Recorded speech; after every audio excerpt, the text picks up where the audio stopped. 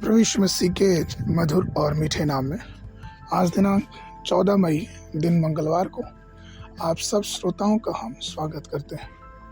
आज के दिन के लिए जो वचन है लिया गया है उत्पत्ति की पुस्तक उसका पहला अध्याय 11 पद। वचन कहता है, फिर परमेश्वर ने कहा, पृथ्वी से हरी घास तथा बीज बोने वाले छोटे छोटे पेड़ और फलदायी वृक्ष भी, जिनके बीज उन्हीं में एक एक की जाति के अनुसार होते हैं, पृथ्वी पर उगे। और वैसा ही हो गया। प्रिय परमेश्वर उस पृथ्वी को ठीक करता है जो शून्य थी, या फिर यूं कह सकते हैं कि निआकार थी।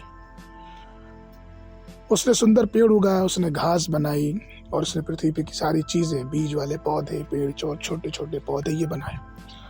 आपको पता, इस प्रभु की बनाहट या फिर परमेश्वर की रचना की दो प्रमुख बातें, जैसे उसने घास बनाई और फलदायी वृक्ष बनाए, ये दोनों बातें एक आज के समय में हमारे और आपके जीवन में भी इस बात को प्रदर्शित करता है। आप ऐसा सोचेंगे कि ये परमेश्वर की सृष्टि की उत्पत्ति की बात और आज हमारे जीवन में कैसे इस बात को प्रदर्शित करता है। तो वो इसलिए क्योंकि अगर आप ध्यान से पढ़ेंगे तो परमेश्वर ने हरी घासें बनाई और परमेश्वर ने फलदायी वृक्ष बनाए। ठीक उसी प्रकार से आज भी परमेश्वर ने इस संसार में दो तरह के लोग रखे हैं।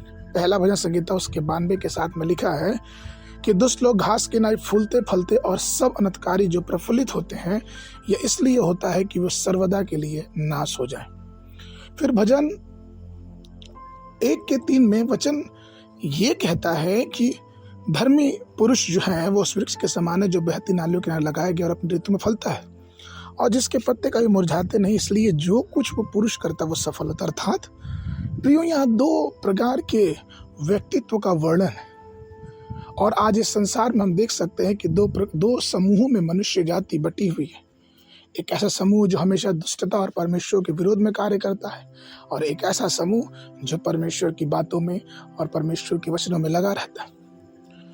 अब जरूरत इस बात की है कि हम ये सोचें और ये जानें कि हम किस समूह में अपने आप को देखते हैं। यूसुफ के जीवन को देखें, इतना ज़्यादा कष्ट, इतनी ज़्यादा परेशानी और हर प्रकार की बातों से जब उस यूसुफ उस जवान को जाना पड़ा, फिर भी उसने हर प्रकार की बातों को सहा, और उसके लिए परमेश्वर के वचन में ये गवाही बनी उत्पत्ति उसके 49 के 22 में कि यूसुफ बलवंत लता की एक शाखा है, वह सोते के पास लगी हुई फलवंत लता की एक शाखा है, उसकी डालियां भीत पर से चढ़कर फैल जाती हैं। प्रियो, ये इसलिए है क्योंकि वो फलदायी वृक्ष के समूह में था। और हमें और आपको भी ये जानना और समझना चाहिए कि हमने नहीं चुना, लेकिन परमेश्वर ने हमें चुना है। यूहन्ना 15 के 16 में इसलिए हमें चुना गया है कि हम फल लाएं और बहुतायत का फल लाएं। हर एक पेड़ अपने फल से पहचाना जाता है प्रियरों, और इसीलिए हमें चाहिए कि हम अपने जीवन को परखें और जानें। जब हम सच्चे मसीह को जानते हैं और मानते हैं और हम अपना विश्वास उस मसीह पे प्रकट किए हैं, तो क्या हमारा जीवन एक फलदायी जीवन है कि नहीं, एक बहुत बड़ा प्रश्न हमारे जीवन में।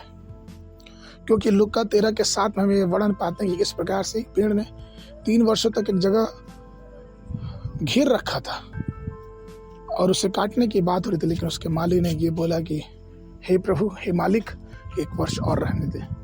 तो प्रियो, सृष्टि की उत्पत्ति से ही, जब परमेश्वर ने सृष्टि की उत्पत्ति की, वहां से ही हम आत्मिक जीवन में अपने आप के लिए एक संदेश पा सकते हैं कि भले से कोई दुष्ट तुरंत फलेंगे, फूलेंगे और हरी घास के समान बहुत तेज बढ़ेंगे, लेकिन उनका नाश होगा।